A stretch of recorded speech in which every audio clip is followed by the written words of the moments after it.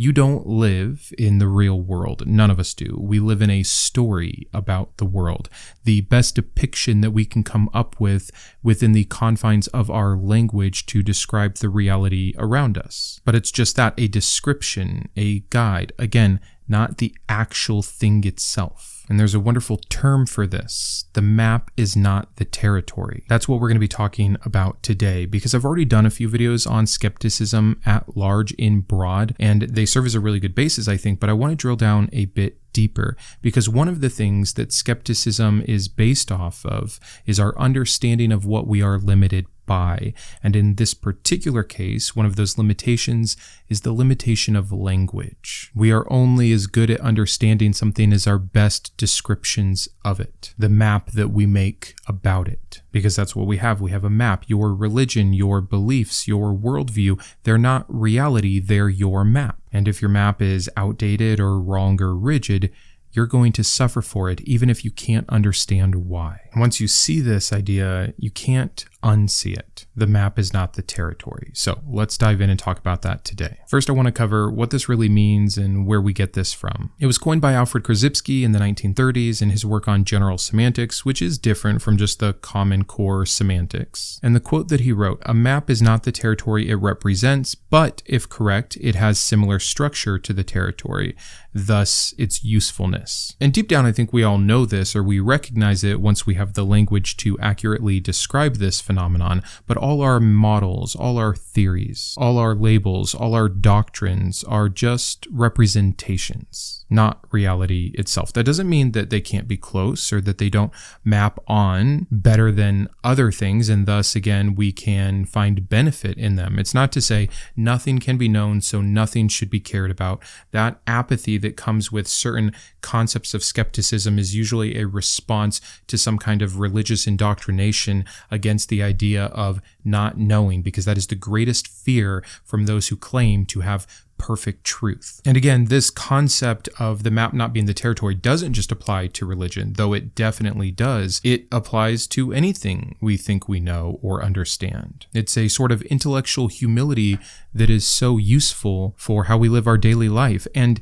some of you might be saying, if you've heard about this, oh, well, there's pretty good arguments against some of this, and there's some problematic things with it. Yes, there are, that we can only know about via our rationality, our skepticism, our humility to not say, oh, we have this particular thing figured out. That's a good thing, not a bad thing. So I'm not claiming that this entire argument is perfect or that Alfred was some genius with no other issues. We're just going to take it for what it's useful for. So let me give you some everyday examples that might help narrow this down. Think about a subway map. This is something that is important. This is how you get from A to B, to know where you are, your orientation.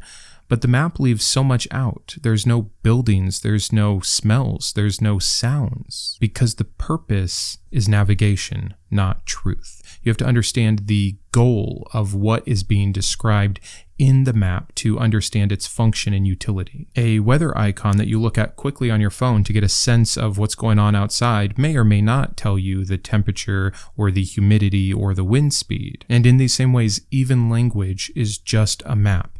Tree is just a word. It's just a sound that we said is a word. And we all agreed that that word represents what most of us collectively hold as the idea of a tree, not the tree itself. Now, I know what you're thinking. Sometimes, especially if you're not already really well versed in philosophy, you hear these ideas and you're just like, it's just, yeah, like that's true, but okay, who cares? It can almost feel pedantic to get into these details and say, well, a word is just a sound our mouths make, not reality. Like, yes, we know that, but then we so quickly forget it when we move on to whatever beliefs we hold. We lose the distinction between what is real and what we are describing in an effort to house something beneficial. And so we're kind of starting at the more obvious parts here, but bear with me because we're building to where so many of us, myself included, can get pretty myopic pretty quickly. So we can just zoom out to the biggest thing, reality itself, but reality is too big to hold in our hands. We can't view it all at once. It's too complex, it's too detailed, there's too many things we don't yet know. So we compress it. into maps. But what do we know about compression? It removes information. If any of you have ever worked with a video or an image file, you'll understand this analogy very well. The problem is then sometimes we forget that we are working with that compressed version of reality, those limitations, that simplified version. And so we end up defending the model that we made out of sheer necessity instead of continuing to explore the truth of reality. This is when people get stuck in dogma, which moves us nicely into our next point here. So we have hopefully set up a decent foundation. I want to talk about religion. No, it's not the only way that people get this wrong, but it is one of the oldest maps mistaken for the territory. Even certain Christians will be able to agree with certain parts of this. Let's just take Genesis for an example. It isn't a literal science textbook. We know that. It's a mythic map of meaning, of origin, of the human condition. And if accepted and appreciated for that, a map that was useful to those people at that time, not a perfect description of reality, a compressed file, so to speak, then we find a lot less errors with it and a lot less problems with it. But again, just giving the example here in America, 40% of people that read Genesis read it literally, or I should say 40% of Christians. That's a very large amount. That is someone who has mistaken the map for the territory. They've based many things off of this compressed map incorrectly and to their own detriment. And oftentimes people will hear me kind of rail against religion in this way or critique these certain concepts of some of these books. And it's because the map at large is still being used as a claim of reality instead of a description of reality at a certain time to a certain people with certain limitations. And until we can all agree that the reality has been compressed and therefore doesn't contain perfect truth, like we've done with other mythologies, like Greek mythology, for the most part, most of the world understands is not a depiction of reality, is not equal to reality. It is an old map. Rigid and outdated, still interesting, but not useful in the same way as truth. When we can get there with the modern religions that we have that are indeed harmful, then we can just enjoy it in the same way we enjoy Greek mythology. A neat story, maybe a cool moral lesson, maybe a cautionary tale. But that's not the status quo of religion today. When believers claim their map as reality, it shuts the door to nuance and conversation and upgrade and correction. And like I said before, there are real world consequences to this, like flat earth and young earth creationism, anti-evolution beliefs. This is all because people are trying to cling to an ancient map. In addition to the science denying part of it, it leads to moral inflexibility. How many intelligent and kind and compassionate Christians find themselves at some point having to defend slavery or genocide or the subjugation of women or 1,000 other things that they otherwise wouldn't, except for what? The map says so, and to them, the map is reality. It can also lead to religious exclusivity. I just covered that in this video here, so I won't go on too long. Or how about divine silence? Suffering explained away as divine will instead of dealing with randomness and injustice. It's like using a medieval map to navigate Google Earth. When the world doesn't match your beliefs, you blame the world, not the map. And so you might cope by praying harder and denying evidence. And I think that Google map and medieval map is a really interesting comparison. And here's what's cool about it. Because of the language and being able to come up with an analogy like that, I'm not patting myself on the back. Everybody comes up with great analogies all the time.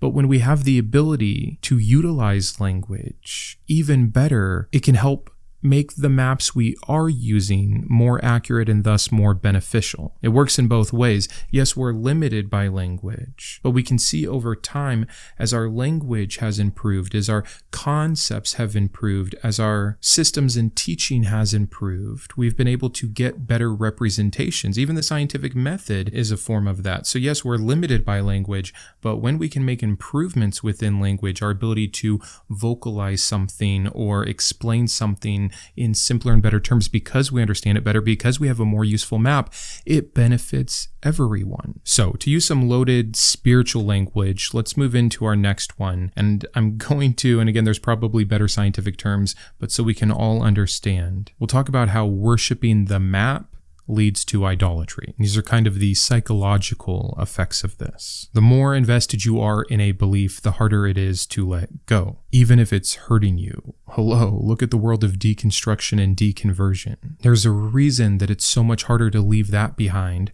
than when you were 6 and left the tooth fairy behind. 1 is just time, an extra 24 years. 2 is stakes, heaven and hell. 3 is community. Like, you can go on and on and on. This is what religion does well. It builds enough safeguards around itself that it's very hard to leave. Again, even to your own detriment. And so you don't update your map. Also, people build identities around belief so that when the map is threatened, they are threatened. We see this all the time. It's one of the reasons I do the replying to Christian comments, where we see how nasty and wrong so many of those comments are. It's defensiveness. It's self-protection. You can't even hardly blame them at some point. They're a wild animal backed into a corner. And I don't mean that pejoratively. Truly, they feel threatened. It's their life at stake. It's everything they've ever known, everything they've claimed to be, everything they've been told that they are. And so reactions like rage or shame or fear or anger, they're natural because the map has become sacred, because it's been misappropriately labeled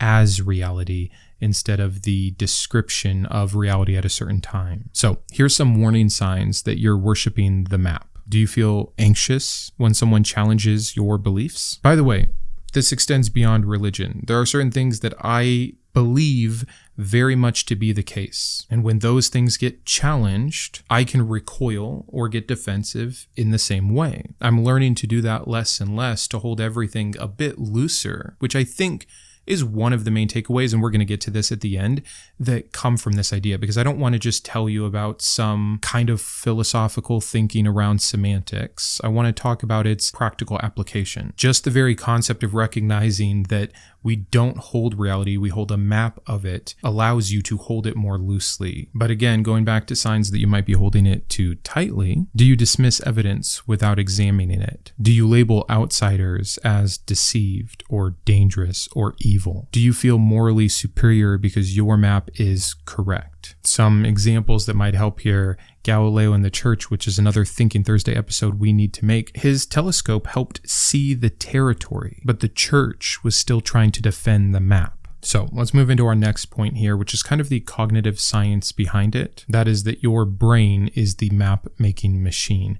And as we've advanced our understanding and our language of neuroscience, we've been able to better comport our most updated maps closest to reality. That doesn't mean we shouldn't continue to try to update them, or if we learn we were wrong about something, we don't readjust. That's the whole point of this. That's why I don't feel the need to defend Alfred or general semantics or time binding or anything else that he says, because it's not claimed under some idea of doctrine. It was a useful map then, and there's parts of it that are still useful now. So let's talk about how the brain works, or at least as much as we know about how the brain works right now. The brain does not record reality. It predicts and fills in gaps using prior information, aka maps. We've all probably seen things about visual blind spots, where the brain quite literally just guesses what is there. It's the basis for so many different optical illusions. In that same way, we don't really see the world, not in its entirety. We can't. It's an impossible task. So we just see our brain's best guess of it based off the information, the priors that we have. And again, the more faulty or outdated or incorrect those priors, those maps are,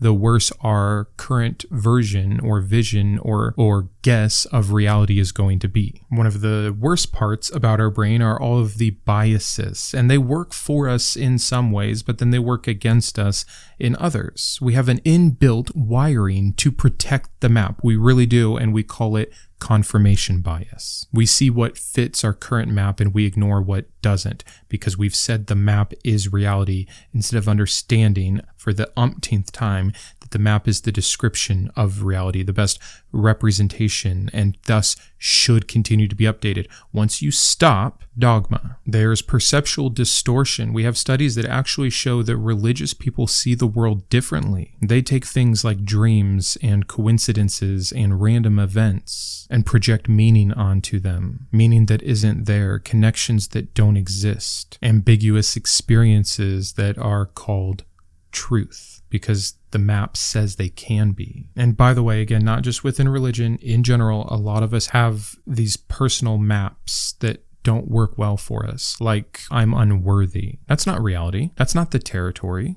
That's the map. People can't be trusted. That's not reality. That's a map. It might be based off experiences, but they're anecdotal. To say that no one can be trusted might feel real because that is the map that you've made in your mind. But that does not mean that's actually what is true. My suffering means I'm being tested. That's not a proven cause. That's just your theological overlay on the map. And so again, religious or non-religious, we all take these priors, these personal maps, and if we're not careful, we make them reality, and we feed ourselves a narrative that keeps that map accurate to us, and that can be incredibly harmful. In fact, that's what really good cognitive behavioral therapy does. It helps rewire those connections, that personal map, to not account for so much incorrect bias. Even if those personal experiences, those anecdotes are true, they did happen, that's not representing reality at large. It's so important to learn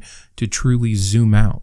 Now, if everything is a map, trying to get as close to the territory as possible, then there's some spectrum here, right? And I know this might sound whatever, but let's talk about good maps versus bad maps. Let's do good maps first. Here's some traits. First, it would be clear about its limitations. That's why just having this conversation today, I think, is useful. Knowing we're limited is the first way to have a better map. The map should be open to correction and revision. What's so funny is that personal map for people that already believe they have perfect truth, they see correction and revision as the enemy. In fact, they'll look down on you for saying that you've changed your mind on something, you've changed your view. It's often a critique I get from people, oh, you believed in Christianity for 30 years and you say you were wrong about that. What's to say you're not wrong now?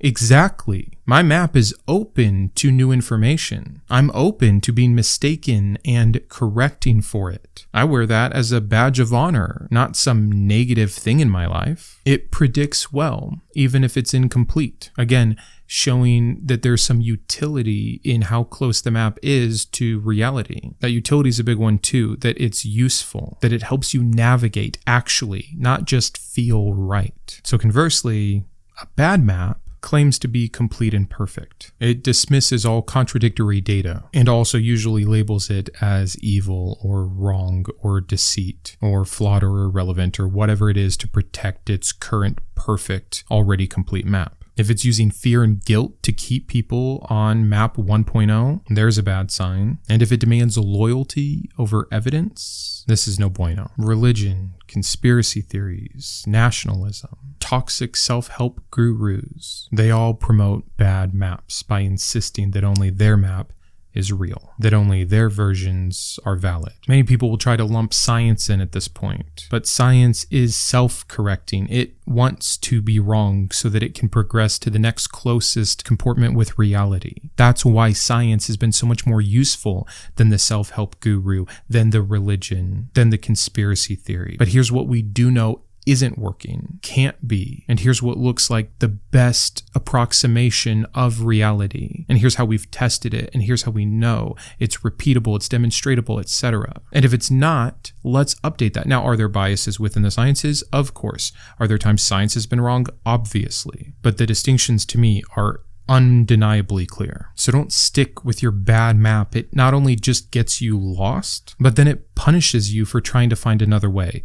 This is how you can know you have a bad map. So let's apply this at large a bit more and do some examples. Even religiously, let's say the idea that God is a male. But why? That's not the territory. We could even say that God is Yahweh, right? I'm not denying that there couldn't be a God. I'm saying that the map that says it is a male named Yahweh is outdated. It's wrong. That's just cultural baggage on the map. Politically, there's nothing good about liberalism. Conservatives have everything wrong. That doesn't sound like a very updated map. Gay people don't actually exist. It's just an addiction or a sin. Are you examining the evidence for this? Or are you still basing those assertions off of a very old map? Now, I think maybe here it's important to say, it's never to say that we can't say some things are true. Of course, if we're holding objective truth as this kind of idea, then yes, maybe nothing is actually true in what that word would really mean.